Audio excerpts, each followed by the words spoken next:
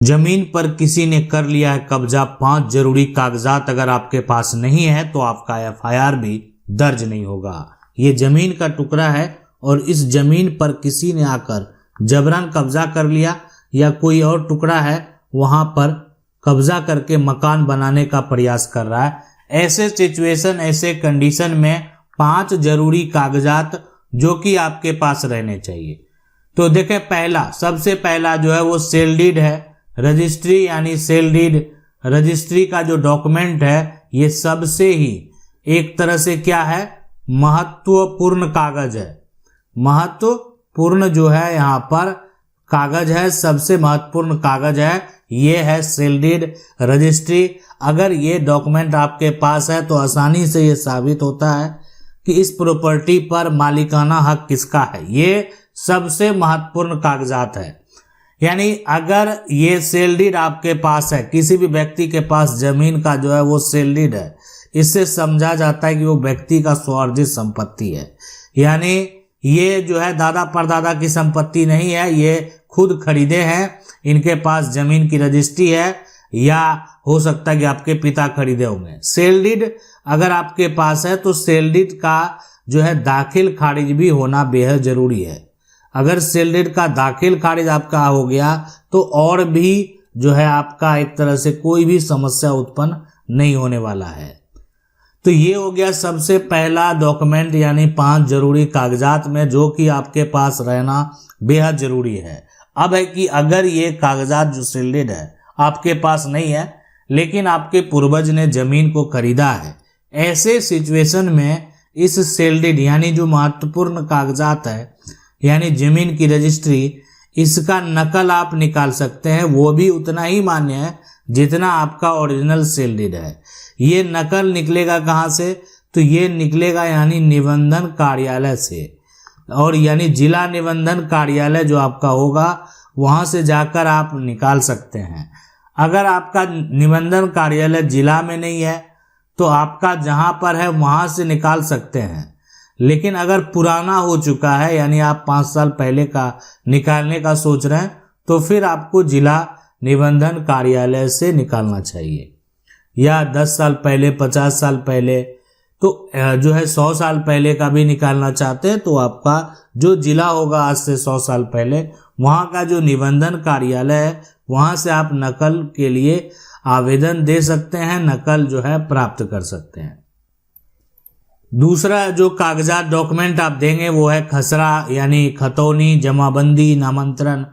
तो ये एक ऐसा डॉक्यूमेंट है, ये एक ऐसा कागजात है, यानी ये राजस्व रिकॉर्ड होता है। यह जो होता है ना, यह क्या होता है, राजस्व यहाँ पर जो है वो रिकॉर्ड होता है। ठीक है, रिकॉर्ड यहाँ पर होता है। अब जिससे कि साबित होता है कि जमीन आपके नाम दर्ज है, जिससे ये साबित होता है कि जमीन जो है आपके नाम दर्ज है, और इस राजस्व रिकॉर्ड में ये दर्ज होता है कि जमीन आपके नाम दर्ज है या नहीं है। तो ये हो गया खसरा, खतौनी जो है, जमाबंदी, नामांतरण।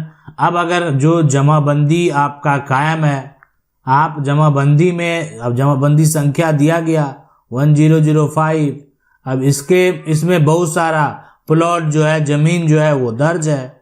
अब इस जमाबंदी का जो है यानी आप जो सरकार को लगान दे रहे हैं, तो लगान अभी आपका जमा हो रहा है। तो अब यहाँ पर ऐसा सिचुएशन होता है कि अगर आपके पास जमाबंदी कायम है, कोई दिक्कत नहीं है, ये प्रूफ हो गया कि मेरा म्यूटेशन है सर, आप देख सकते हैं, हम सरकार मेरा रसीद कट रहा है, तो एफआईआर में आप ये लगा सकते हैं हमारी जमीन है और हमारी जमीन हमारे नाम से है और हमारी जमीन को जबरन जो है किसी ने कब्जा कर लिया। तो ये एक जो हो गया साक्ष्य हो गया, तो ये भी कागजात रहना बेहद जरूरी है। अब ये देखें, म्यूटेशन जो सर्टिफिकेट है, मान लेते म्यूटेशन नहीं हुआ लेकिन उसी क्रम में लोग जो है आपको परेशान करना चाह रहे हैं, तो म्यूटेशन सर्टिफिकेट यानी नामांतरण आदेश भी अगर है किसी प्रकार का, तो वो आदेश भी आप जो है उसका कॉपी लगा सकते हैं कि हुआ नहीं है, प्रक्रिया में है। और लेकिन आपकी जो ज़मीन है वो किसी ने हड़पना चाह रहा है, किसी ने हड़प कर उसको बेचना चाह रहा है, या कह सकते हैं कि उसको जबरन कब्जा करने का प्रयास किया जा रहा है या कब्जा कर लिया है। तो सभी सिचुएशन में ये दस्तावेज आप जो है एफआईआर के साथ जो है वो कॉपी लगा सकते हैं। इसके अलावे यानी देखें ये भी जो है ये सर्टिफिकेट में ये स्पष्ट हो जाता है कि जमीन का नामांतरण आपके नाम पर हो चुका है। यानी ये सर्टिफिकेट जो है ये इससे पता चल जाता है कि आपके नाम ये ट्रांसफर हो चुका है। उसके बाद देखें कि अगला जो है कि प्लॉट जमीन का मैप की बात करेंगे। अब ये क्या होता है, जमीन का स्थिति कौन बताएगा? जमीन का जो मैप होता है यानी जो सीमाएं होती है, जमीन का जो क्षेत्रफल क्या है, ये सारा जो प्लॉट और जमीन का नक्शा ही बताता है। तो लैंड मैप जो है वो बेहद जरूरी है। उसमें आप जो प्लॉट है उस प्लॉट का पूरा इंफॉर्मेशन मौजूद है कि ये कितना बड़ा प्लॉट है।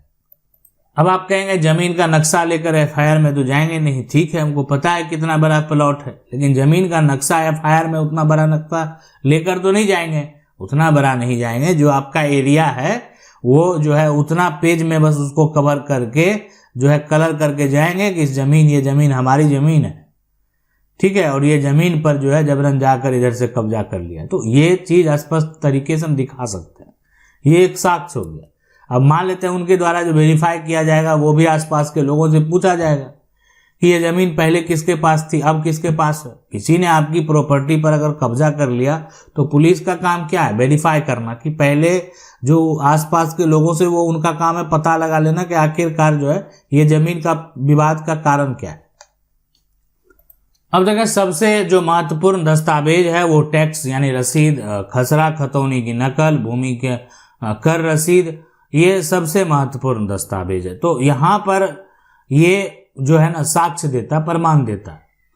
अगर किसी के पास जमीन का रसीद है, किसी के पास भी जमीन रसीद है, तो आप उसका जमीन रसीद देखकर ये आपको लगता होगा कि ये तो जमीन का रसीद ये कटा रहा है तो ये मालिक होगा। कोई ऐसा कागजात होगा जिसके आधार पर जमीन का रसीद ये कटा रहा है। अगर मान लेते हैं कोई भी व्यक्ति आपकी जमीन या किसी की जमीन है उसका रसीद कटा ले, तो या तो वो जमीन आपके पूर्वज क्या करेंगे, वो बेचे हैं, है ना, या वो एक तरह से कब्जा किया है, या हो सकता है उसको वसीयत में मिला होगा। तो वैसे तो आपकी जमीन का कोई रसीद तो नहीं कटाएगा। जमीन जो का खतियान अगर आपके नाम पर है तो आपके पूर्वज उस जमीन की रजिस्ट्री कभी ना कभी किए होंगे, उसके आधार पर वो टैक्स भर रहा है। लेकिन आप कहेंगे ऐसा कुछ हुआ नहीं है। लेकिन ये टैक्स रसीद, खसरा खतौनी की नकल, भूमि कर रसीद, ये सब एक ही बात है और ये प्रमाण देता है कि जमीन का जो टैक्स भर रहा है उसके पास जमीन का वास्तविक मालिकाना हक है। ये उस बात का एक तरह से प्रूफ है, सबूत है। तो इसलिए ऐसा कोई जरूरी नहीं है कि जिसके पास जमीन का जो है यहाँ पर रसीद है वो जमीन का मालिक ही होगा। अगर हो सकता है गलत तरीके से भी जमीन का जो टैक्स रसीद है वो कटा लिया होगा। तो जमीन रसीद अगर किसी का आप देखते हैं तो जमीन रसीद से मालिकाना हक ना तो साबित होता है, और ऐसे बहुत सारे जजमेंट में सुप्रीम कोर्ट ने भी कहा है। तो जमीन के रसीद के अलावा उनके पास क्या है, क्या उनके पास जमीन की रजिस्ट्री है, क्या उनके पास जमीन का खतियान है, या कोई ऐसा जमीन का या जो कह सकते हैं वसीयत है, या जमीन गिफ्ट में मिला हुआ है। तो ऐसे सभी दस्तावेज जो है होंगे जिसके आधार पर जमीन का रसीद उसका कटा होगा। ये सभी अगर नहीं है और जो है बिना दस्तावेज का वो जमीन का रसीद में अपना नाम दर्ज करा लिया तो कैसे करवा लिया, इसकी जांच होना चाहिए। जमीन रसीद के आधार पर कोई भी व्यक्ति प्रॉपर्टी का मालिक नहीं बन सकता। और यही सब ऐसे डॉक्यूमेंट, रजिस्टर्ड डॉक्यूमेंट हैं जिसके आधार पर जमीन का रसीद जो है वो कटाया जा सकता है। तो इसलिए यहाँ पर आप जो थाने में रिपोर्ट करेंगे तो ये आपको एफआईआर दर्ज करा देना चाहिए। उसके बाद जो राजस्व विभाग है वहाँ पर भी जो है आपको शिकायत करना चाहिए।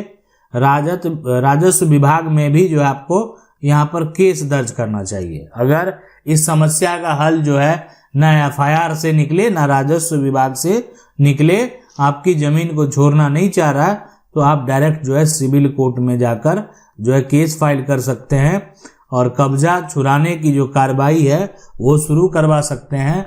यहाँ पर जो क्या होगा कि सिविल कोर्ट में डायरेक्ट कोर्ट से नोटिस जाएगा, उसको लिखित तौर पर कोर्ट में जो है साक्ष्य के साथ जवाब देना होगा कि बताएं आखिर इस जमीन पर किस आधार पर क्यों है ना जमीन कब्जे में है, तो ये सारा पूरी जानकारी जो है वहां पर देना होगा। तो ये है पूरा प्रक्रिया। ये है 5 जरूरी ऐसे कागजात जो कि आपके पास होने चाहिए। अगर नहीं है तो आप जमीन पर मालिकाना हक नहीं प्राप्त कर पाएंगे। अगर आपकी जमीन को कोई कब्जा कर लिया तो आप वापस नहीं ले पाएंगे, इसलिए कि आपके पास ये एक ऐसा साक्ष्य है, एक ऐसा डॉक्यूमेंट है जिससे आप जाकर साबित करेंगे कि मेरा इस पर अधिकार है। आशा करते हैं वीडियो अच्छा लगा होगा। वीडियो को लाइक जरूर कर दें। अगर लेकिन देखें अगर आपका कोई सवाल है तो आपको क्या करना, अपना सवाल कमेंट में जाएंगे, आप जो है कानून की 99 पर अपना सवाल जो है कमेंट बॉक्स में जाकर पूछ सकते हैं। मेरा प्रयास रहेगा हम आपके सवाल का जवाब देंगे वीडियो के माध्यम से, और इस जवाब को आप देख सकते हैं हमारे प्लेलिस्ट यानी कानूनी जो निदान है उसमें जाएंगे, उसमें आपके जो सवाल हैं उसका जवाब बताया गया है, आप जाकर देख सकते हैं, जान सकते हैं। तो वीडियो अच्छा लगा वीडियो को लाइक जरूर कर दें। चैनल को पहली बार देख रहे हैं सब्सक्राइब करके जो बेल आइकन है उसको जरूर दबा लें। मिलते हैं अगले वीडियो में, तब तक के लिए जय हिंद।